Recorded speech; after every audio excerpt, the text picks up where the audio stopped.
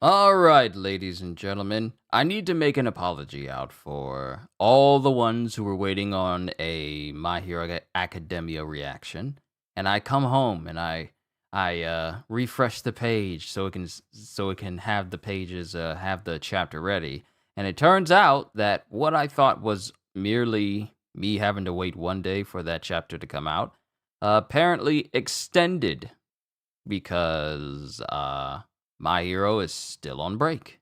So, no My Hero today. But what we do have is Jujutsu Kaisen. Before we get started with the chapter, I also want to say thank you. Thank you for stopping by. If this is your first time viewing this channel, thank you. You don't owe me your viewership, but I do appreciate you stopping by. And yeah, let's go ahead and get into it, shall we?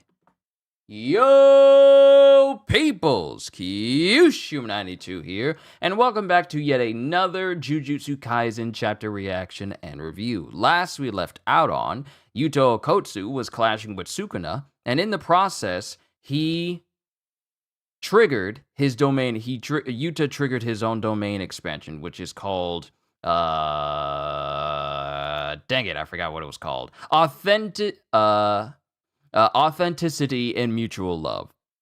And the game plan is that, well, the unique thing is that with Rika and Rika's power, along with Yuta's vast capacity for cursed energy, the intention is to have Sukuna inside this domain, with Sukuna's really main defense being Hollow Wicker Basket, which allows him to have a defense against the sure hit attacks of Yuta's domain. But also, this particular domain allows Yuta to use copy with any technique that he's basically copied and use it as his sure hit techniques. Now, mind you, like I said in the last chapter, Sukuna using Hollow Wicker Basket just eliminates the sure hit effect of the domain, but it doesn't negate the actual technique itself, because we end with Yuta scarring Sukuna like on his face. And Yuji is also here as well, because the plan is to whittle down Sukuna's defense so that Yuji can land a solid hit on Sukuna, and then Yuta will use the technique extinguishment technique that he cursed technique extinguishment that will allow him to potentially separate Sukuna from Megami. So let's see what happens in the 250th chapter of this series. And we begin with Yuta brandishing another sword. A peculiar thing about this particular domain expansion is that it's pretty much a wide open, almost endless void of, like rectangular structures that all have swords embedded in it. And Yuta can use any single one of them. So let's begin with chapter 250, Inhuman Makyo Shinjuku Showdown Part 22. Can y'all believe that there have been 22 chapters dedicated to the Inhuman Makyo Shinjuku Showdown? 22 chapters dedicated to this. But we get some narration about Yuta's abilities. Yuta Okotsu's domain is authenticity and mutual love. It selects one curse technique from among those he has copied and stockpiled, and grants it to the barrier as a can't-miss attack. The other curse techniques inhabit the katana within his domain at random. Only Okotsu can draw upon their effects. Oh. Okay, now we know. Because I was wondering, is he capable of just using any curse technique effect that he chooses? But no. The curse technique that he's copied is imbued in all the swords, but it's random which sword has which technique. One technique could have the Shikigami, another technique could have the curse speech technique from Inomaki, but it's random. Or another one could have the one clearly had the air technique that Oro used against Yuta, which is why he used it like the thin blanket something. I forgot the technique name. I'll look it up later. But all these swords are imbued with the techniques that Yuta has copied, but they're all random. The other cursed techniques inhabit the katana within his domain at random. Only Okotsu can draw upon their effects. It's a regular sword to anyone else inside the domain, like to Yuji. Even Okotsu doesn't know which curse technique is in a particular katana until he takes it in hand. Each katana disappears after it releases its curse technique, but the number of swords is unlimited. So, I mean, it kind of doesn't matter if the sword disappears. Yuta can just pick up another one, and basically, the swords are unlimited. Unlimited blade works. Unlimited blade works. He literally has that as his domain. And, wow, I just spoke about the Shikigami, and Yuta sends out Shikigami from his sword, which all bend around Sukuna, simply because he's using Hollow Wicker Basket. And then Yuji comes up and starts punching Sukuna in his arm, and Sukuna's looking at him as Rika comes up overhead and tries to hit Sukuna, which he dodges out of the way. But Sukuna gets slashed in his back all of a sudden. Was that a curse technique that places an unavoidable barrier on a Shikigami's trajectory?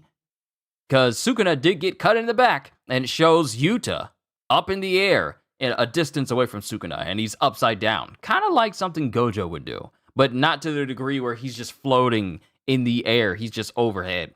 And then it shows Yuta grabbing the air itself, just that same curse technique from that one Oro chick. He bends it around him. And then Sukuna's just looking at Yuta, just kind of glancing and smiling. Thanks to my fight against Satoru Gojo, I still can't use my domain, and the effects of my reverse curse technique are weakened. My overall amount of cursed energy is about the same as the possessed brat's. And I can't fire Dismantle, which has a broad strike and cuts the world, while also maintaining Hollow Wicker Basket. On top of all that, and it shows Rika, who's holding Yuji, and just uses a fastball special and just throws Yuji straight towards Sukuna. And it shows Yuta using the air to, appear right next, using the air to, mask himself, because it makes him invisible. He's literally able to take this technique, grab the air, and move the air in such a way that it renders him invisible. But he comes out of this, air curtain, and both Yuta and Yuji clash against Sukuna in that instant. There's another problem. As Sukuna kind of staggers from both of them trying to hit him at the same time. Mind you, Sukuna is in a kind of a weakened state right now due to his fight with Gojo and all the other things that have happened recently. They're applying the same principle that allowed the boy's attacks to have an effect on the patch-face curse. So he remembers Mahito. To think that we would get a mention of Mahito back then. They're targeting the boundary between my soul and Megami Fushiguro's soul, in an attempt to awaken Fushiguro's soul, which I submerged in the bath, and to disrupt the attunement of our physical forms. Every time I take an attack from the boy, my cursed energy output drops and my physical control decreases. Despite the risk, they intend to chip away until I can't maintain Hollow Wicker Basket, and then use the Angel's Curse technique, Jacob's Ladder, to remove the cursed object from inside Fushiguro. So that's the plan, to use Jacob's Ladder, which we've seen before, and Sukuna got hit with this attack, and that's the first time we ever seen Sukuna get grievously injured, before his fight against Gojo really took off. But that's the deal. Jacob's Ladder will be used to remove the cursed object that's inside Megami, which is previously Yuji's pinky that Sukuna imbued with cursed energy in order to, take over Megami's body. And while they're clashing, Sukuna grabs Yuji by the scruff of his neck. He grabs Yuji by the scruff of his neck, and we start seeing lines appear as if he's trying to use Dismantle on Yuji. And Sukuna just goes, No, that's not Sukuna. That's actually that's Yuta, because one of his swords that he's using is imbued with the cursed speech of Inumaki as he goes, "Don't move." And we also see the tattoos around Yuta's mouth. And then Yuta takes another sword and uses it's called Thin Icebreaker. Thin Icebreaker! And the whole area explodes as Sukuna goes flying through the air. And while that happens, Rika swings over and then proceeds to punch Sukuna, who, he's trying to keep his guard up. And then as it looks like, I wouldn't say it looks like, Rika pops up and then proceeds to smash Sukuna into the ground as Yuji and Yuta start making tracks because they do not intend to lose track of him. But Sukuna is fine. He gets away. And then we see Sukuna put his hands forward as if to use dismantle.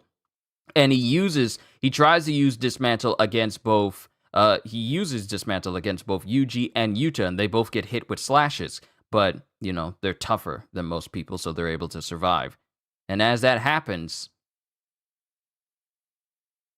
Rika comes in and tries to punch Sukuna, but Sukuna proceeds to, it looks like he's kneeing or kicking Rika in the face.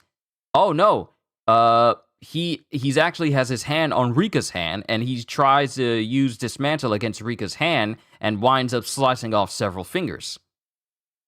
It doesn't need to be harder than that, but unless I make contact and cuts equal to that guy's attack, it'll never deliver a fatal wound. My cursed energy output isn't just low because of fighting Gojo. It's also because of Jujutsu High's defenses coming out in great numbers. Then there's the boy's reverse curse technique, and this domain. The can't miss attack is only focused on me. Was he always able to do that? That's a high-level barrier technique. What'd you do the past month? As Sukuna questions them. And mind you, when he brings up it doesn't need to be harder than that, but unless it makes content and cuts equal to that guy's attack, it'll never deliver a fatal wound. The guy he's talking to is Iguro, the guy with the pompadour. I may be pronouncing his name incorrectly. Forgive me if I am. But he asks, what'd you do the past month? Work hard and persevere. Cheat. Huh? And then Yuta just straight up says, I cheated. But it shows Yuji and Yuta regenerating. They are healing the cuts that Sukuna, hit them with his dismantle. And they just start using reverse curse technique to just heal from it. If it weren't for the fight against Gojo-sensei, Sukuna would have healed and wiped us out in an instant. I hate to admit it, but we're fighting the strongest sorcerer. If we don't settle this right now in the domain, I'm afraid of what'll happen next. No, seriously. And then it shows Rika flying in as both Yuji and Yuta and Rika clash against Sukuna right here and now. And then it shows Yuta using a sword, and he hits directly in the chest of Sukuna. I fulfilled the conditions for Inki. And then all of a sudden, Sukuna gets hit directly in his face. He gets hit directly in his face while he's also trying to hit Yuji. No, it's like he tries to hit Yuta. Wait, is this an after image? Was this an after image? I think this is an after image because it shows one Yuta and it shows another one, but they're lightly colored. And it's like he moved in a different location than where Sukuna thought he was going to be. Was that precognition? And then it shows someone trying to watch from the outside. What's going on inside that barrier? Then it shows Yuji as he goes blow for blow with Sukuna once again. And Rika's just the silent person in the background who's all like, I'm gonna keep beating up on Sukuna. But she's not saying anything. She's just there to fight. You don't need to speak. Just throw hands. 1. Jacob's Ladder, Angel. 2. Curse technique, treating space as a surface. 3. Curse technique, placing an inviolable barrier on the Shikigami's trajectory. 4. Curse speech. 5. Precognition. Limitless curse technique. No. 6 eyes is necessary to control that. So is that it? Even Sukuna leaves an opening when encountering a curse technique for the first time. So that should do even more.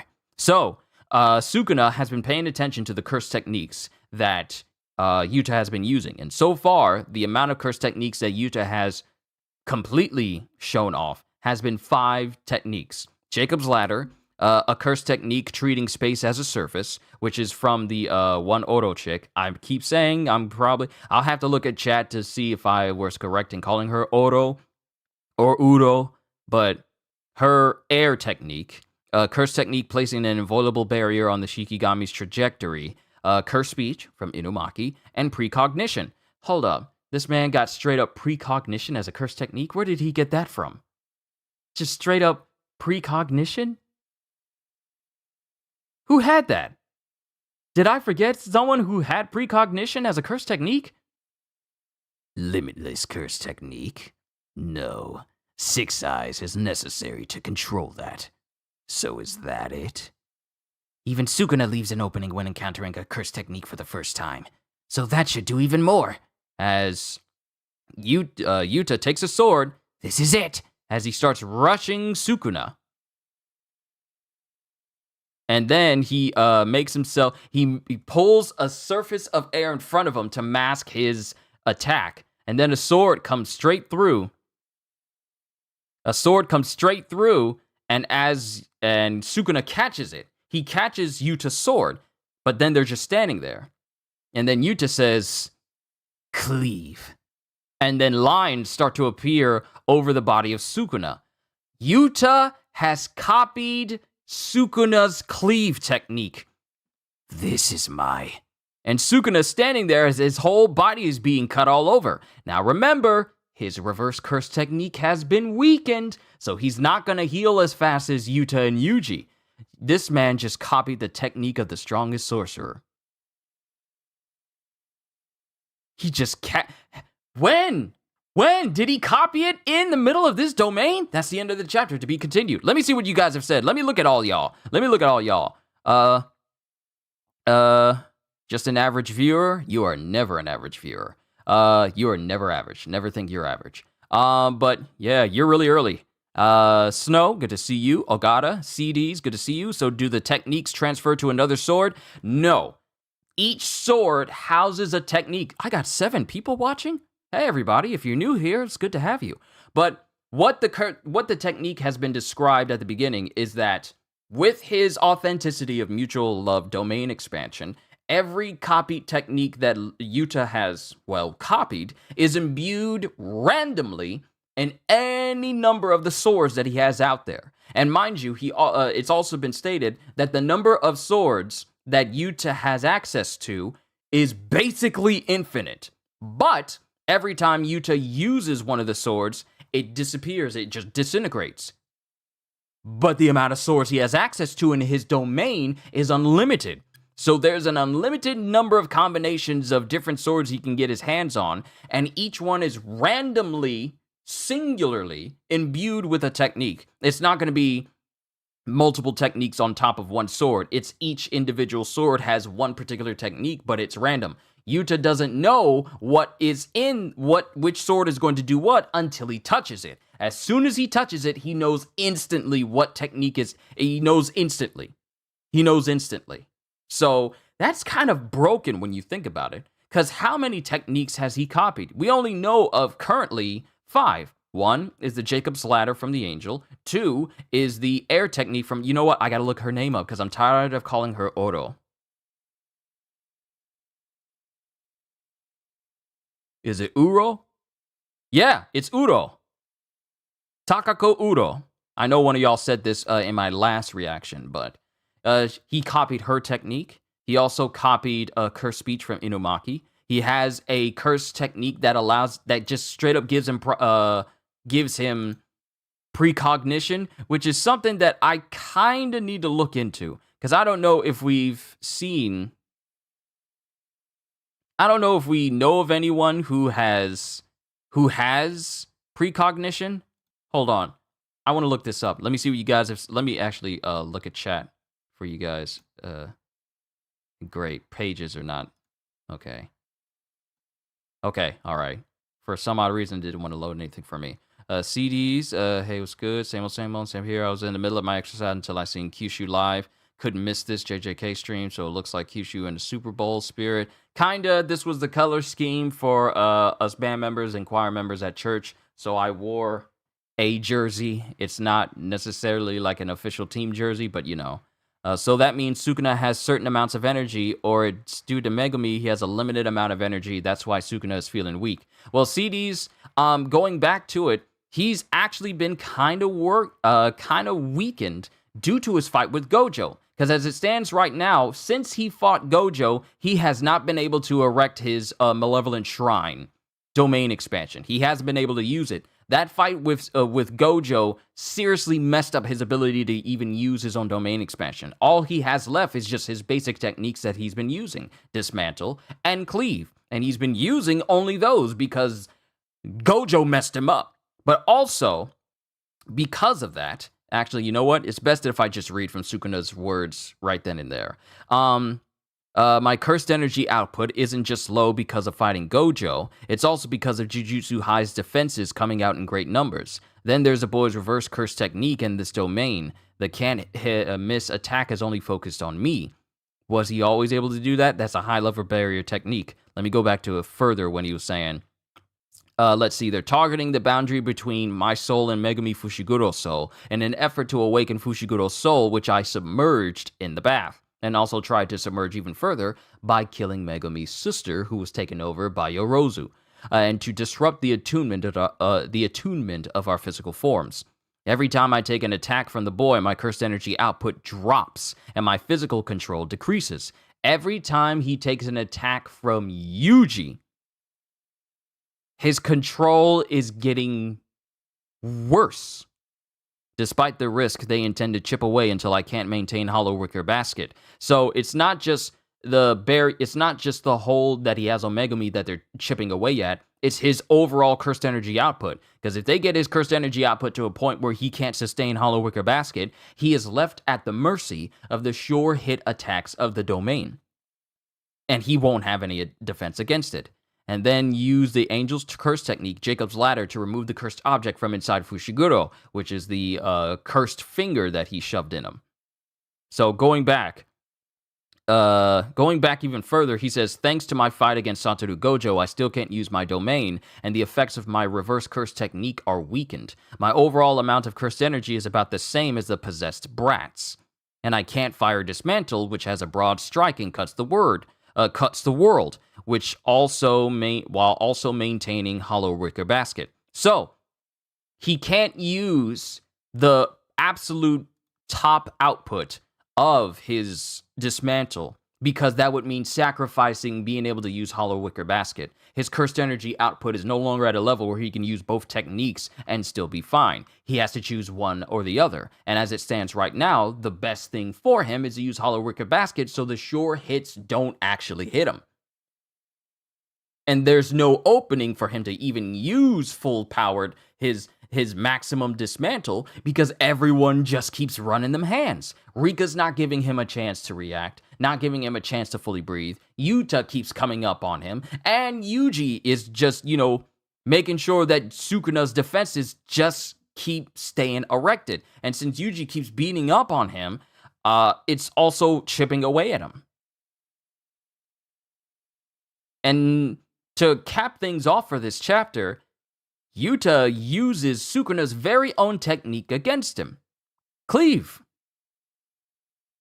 And I incorrectly said that he was using Dismantle against Yuji. No, that's actually Cleave. Dismantle is a much higher technique for Sukuna to use because, it's what he used to kill Gojo, so But now Yuta's out here using Sukuna's very own technique against him. And given how potent Cleave can be against regular bodies, and since Sukuna's reverse curse technique is weakened, him being able to heal from this quickly, given how potent it can be at times, he's not in a good place for it to fully heal back. So let me see here. That's how it's supposed to be. I noticed that when you keep saying Rika, she's all hands and no talk. Yeah, just straight hands. It's like, this ain't the time to talk. This is the time to beat up the guy who's trying to attack my Yuta. That's how Rika behaves. Have you seen her against those cursed spirits that erupted out of the body of Kenjaku? She just bodied all of them. So it looks like Kyushin, glad to hear it, and very true. So that means Sukuna has certain amounts of curse energy due to Megami. That's why. Oh, okay, I already explained all that. Let me see. When he first used Susa, let me see here. So he's like an Itachi Uchiha.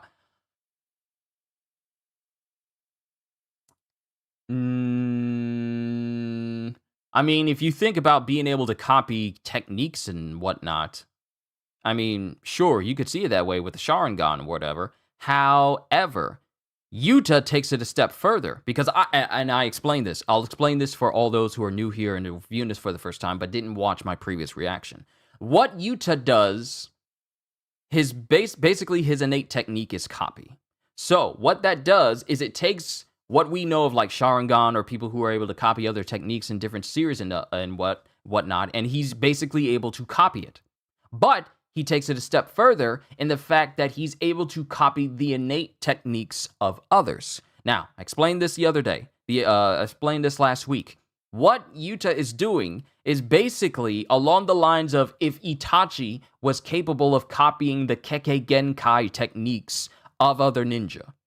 That's what Yuta's doing. See, Itachi's people with the Sharingan are capable of copying techniques that they've seen, or basically jutsu that they've seen, or techniques that they've seen, as long as the jutsu itself is not attributed to a Kekkei Genkai. That's the limitation of the Sharingan. Yuta is basically doing that limitation. He's able to copy, and the thing about innate techniques in Jujutsu Kaisen is that they're ingrained into the bodies of an individual.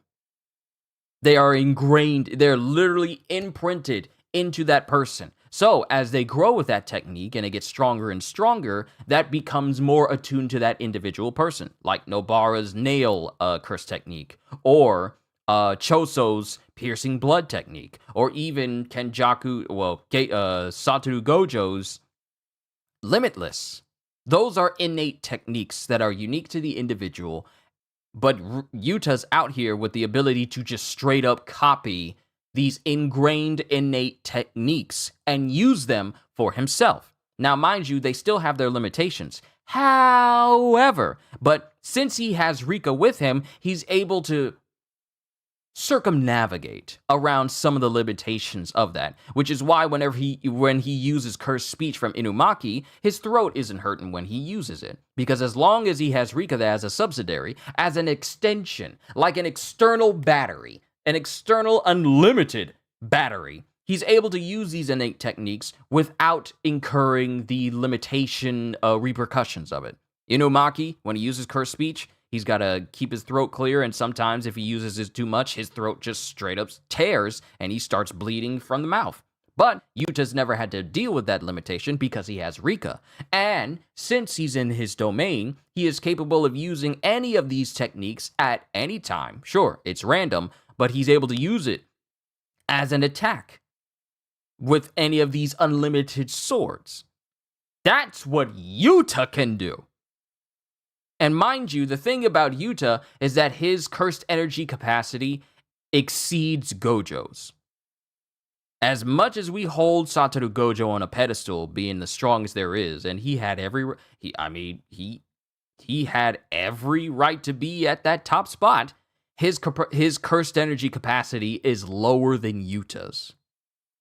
And especially when you think about it, when he's linked with Rika, he basically gets unlimited cursed energy. So that's a benefit. But the way things are going with Yuta and Yuji versus Sukuna, and now we have Sukuna's very own technique being used against him, I bet you anything he never thought in his wildest dreams that someone would use his very own cleave curse technique on him. Just the mere thought of Yuta copying the technique of Sukuna himself and then using it against him, that's probably something that Sukuna never accounted for. This little brat is using my own technique against me. Impossible. Because he knows that Yuta's capable of copying techniques, but the fact that Yuta was capable of copying his cleave technique in this encounter and then use it against him should be interesting.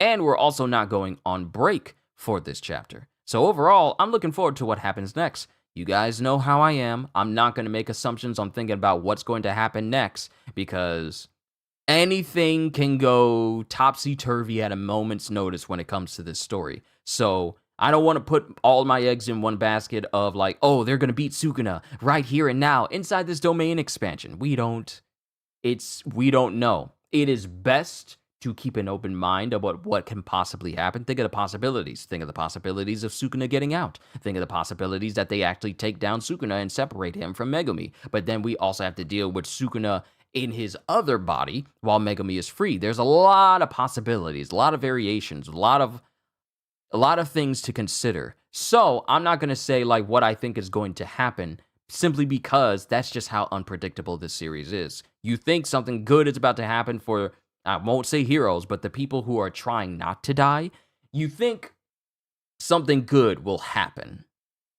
But then anything can trigger it that'll just turn it up on its head. I won't put it in the same level that I compare with My Hero, where every time the villains do something major, the heroes come back. I said this last week as well, so it really is ingrained in my brain on how I think of both My Hero and this series as a whole. So I don't want to just cement myself to one thought process of how things are going to turn out. Sure, things are looking fine for both Yuta and Yuji. They're both able to heal normally with reverse curse technique. They both know it. And Sukuna is not capable of healing as quickly simply because his whole body is weaker than when he was fighting Gojo.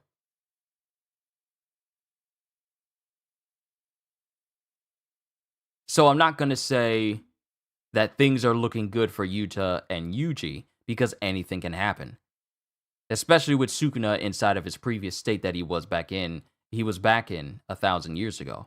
So all I can say is, while this chapter is good, I am not going to say where I think things are going to go, because anything can happen with this series. Overall, I did enjoy it, especially getting the explanation of how Yuta's domain expansion works. Because for a long time, a lot of us were wondering what his actual domain expansion was. Because when he was fighting Uro and the what is his name? What is this guy's name? Ryo Ishigori. Wow, so I got his name wrong. Sorry. When he was fighting Takako Uro and Ryo Ishigori. Since then, we've been kind of wondering just what his actual technique is. But I'm glad we know. Hold on, let me exit out of that so that everything runs smoothly. And I think that was my phone off to the side. Murphy's Law, Ogata? Yeah, pretty much. All right, I'm not gonna drone on any longer. I've said everything that I needed to say. We're just gonna have to see where things go next week when the next chapter drops. 250 chapters of Jujutsu Kaisen. Man, it's been a while since I was first reading the manga as like a series for all of you, like with the volumes and everything, and now we're here 250 chapters in. It's crazy. But overall, I've been enjoying this story, and I hope you guys enjoyed yourselves while you're here. If you are new to this channel, and this is your first time here, all I can say to you is, hope y'all enjoyed. Can't wait to see you all in my next video. Any new streams today? No, I tend to try not to stream on Sundays. I tend to have these be rest days. There's no other mangas to react to for today, so this is going to be a day where I just rest because we got a stream I'm going to be doing tomorrow where I'm just talking to you guys. It's just a chat stream where we just talk to each other. Remember you catching up around 196? Yeah, it's been a minute. But to all the new people and everyone else who's here, hope you all enjoyed. Can't wait to see you all in my next video. Like, comment, subscribe, even become a member, because I am always looking forward to entertaining you. So have a fantastic day. And once again, as always, later, peoples.